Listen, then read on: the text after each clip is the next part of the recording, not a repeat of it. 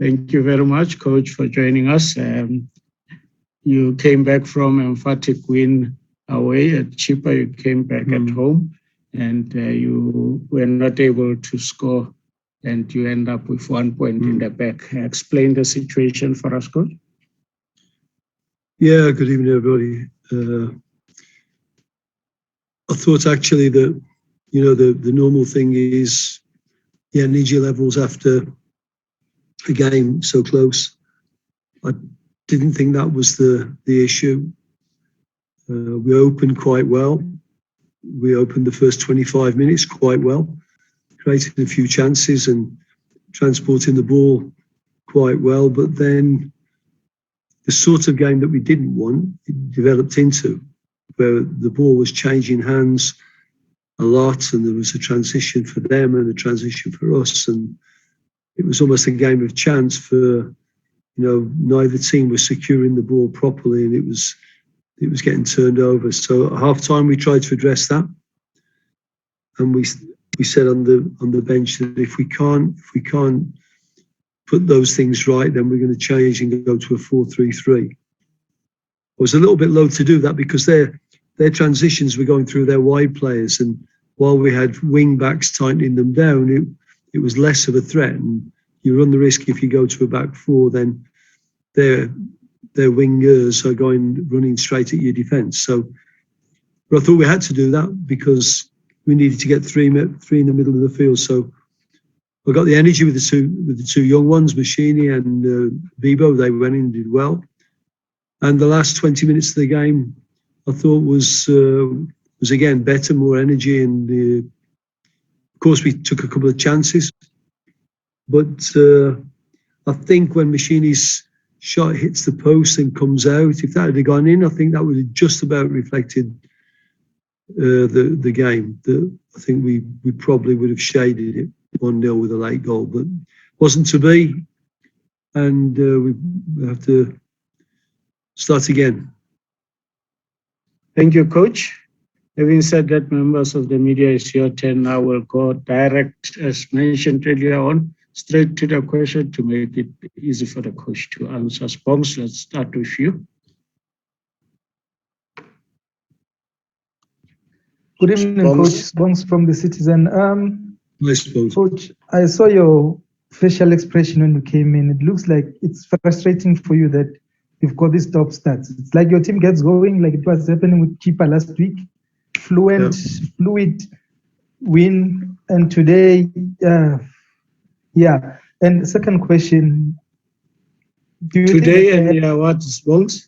The coach. I think the coach knows it didn't happen today. There was not that fluidity that we saw last week.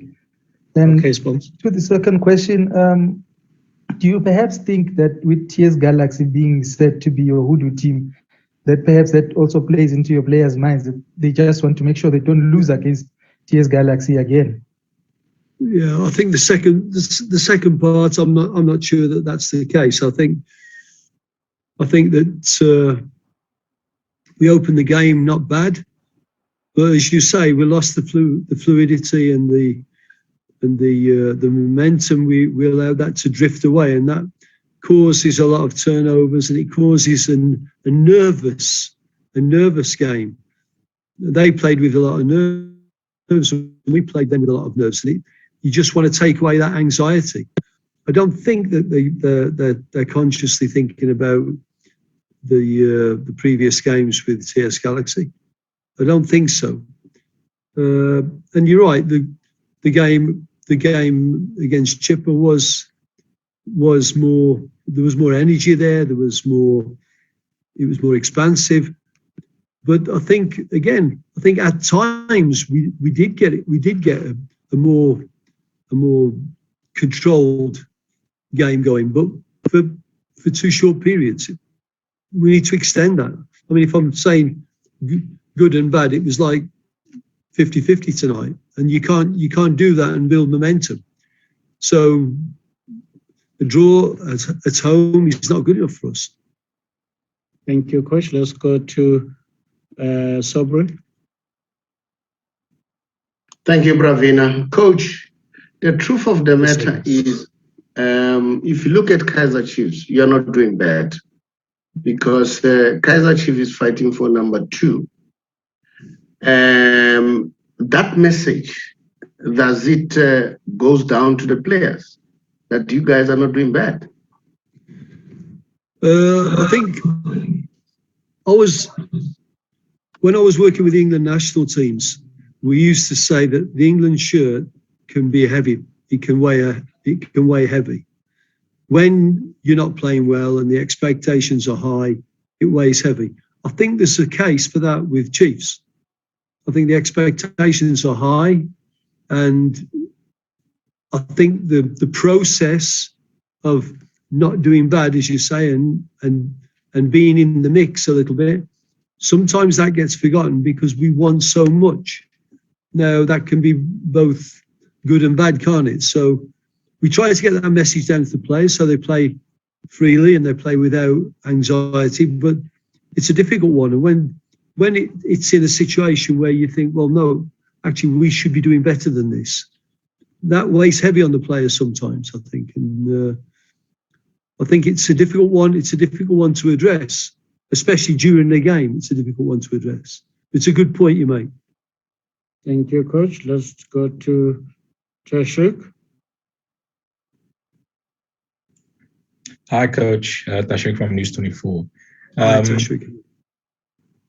From what you have gathered so far, leading up to your first year at the club since your return, are the players starting to believe in what you're trying to achieve within the club ranks? And from your sort of viewpoint, should there be more sort of change come into the new season in terms of player recruitment, and what are your expectations from that point of view? Thanks. Well, I think the players bought in to what we want to do very early. I think what we've been working on is getting the consistency, getting the focus, and I think that's the difficult part. I think we've seen very often in almost all the games that periods where we play good football and we look good, but then unfortunately in the games like tonight, when we're not happy, there's the periods where we lose our focus and lose our shape and lose our self-belief. That becomes too long. So I think that's how I see the first part of your question. The transfer market, look, we do the same as everybody. We make assessments. We try and look at the successes, the ones that were not so successful, the ones that we can trade, the ones that we can move out, the ones we can bring in, and all of that goes within the club. So my expectations are that we do that at the end of the season. But at the moment, I've got the squad that I've got, and they're working as hard as they can. Thank you, Coach. We'll take the last three. We'll start with Temba. Coach Temba Shabalala, Joseph FM Sports. I just need to know something from you, Coach. The league race, looking at the lifeline that Kaizer Chiefs got with the new matches, 2 matches that could still be played rather, Arrows as well as Cape Town City. That's your 3 points, 6 points if you win them. Do you feel that you guys let it go too early, too soon, instead of chasing on and going all the way behind Sundowns by the way you dropped points? And just the second one to add on that, the fans are coming back into the games as of next week with regards to Kaizer Chiefs. The reception, what reception are you anticipating? Because, with all what has been happening, the pressure has been mounting on the fans. I think it's impossible for me to second guess how happy the fans are to get back in a stadium.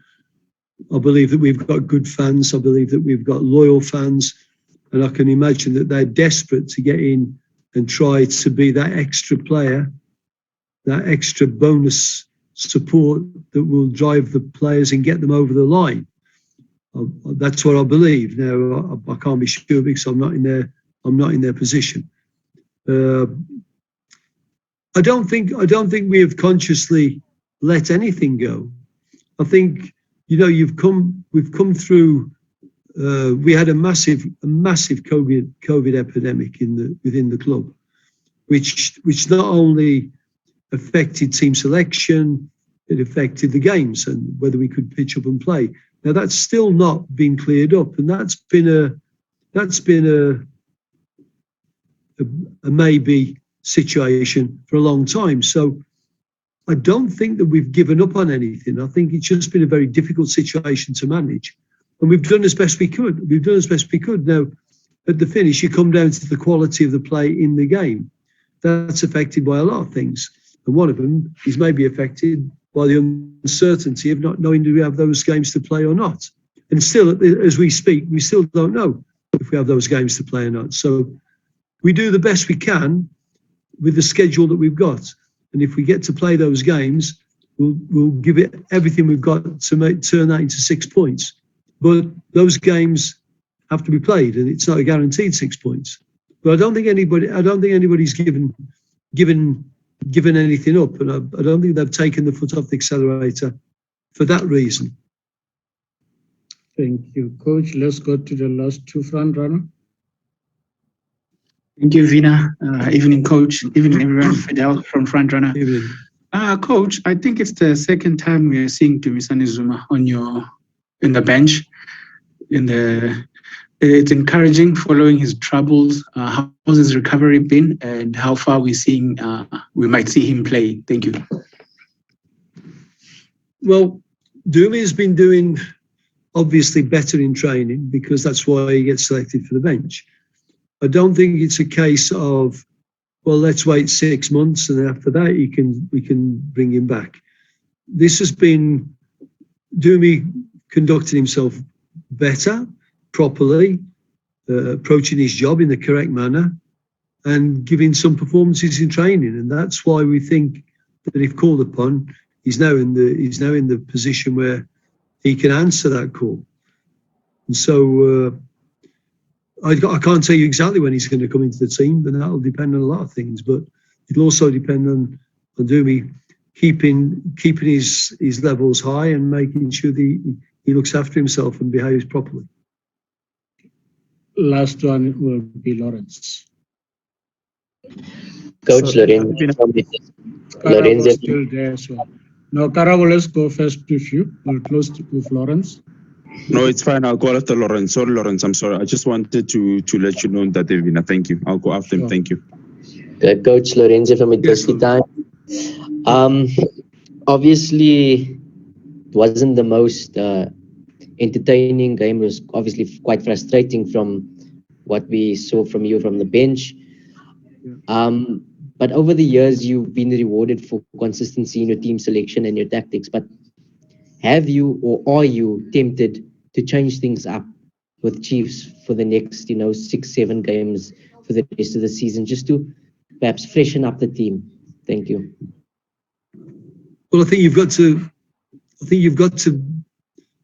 temper your desire to bring in new faces. You've got to temper that with the fact that if you do that and then you don't get the results that you want, then it smacks of panic, and then you will be accused of not knowing your best 11 and da. So whatever we do between now and the end of the season, it won't be just wholesale changes, because that smacks of panic.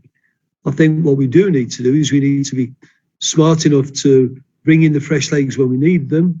And like I brought in the two kids tonight, and I thought that was right, because that was I wanted their energy levels, and I wanted their enthusiasm, and I wanted their let's say their unafraidness. So I think you're right. We do need to get that balance, and we do need to bring in something that will inspire a kick on.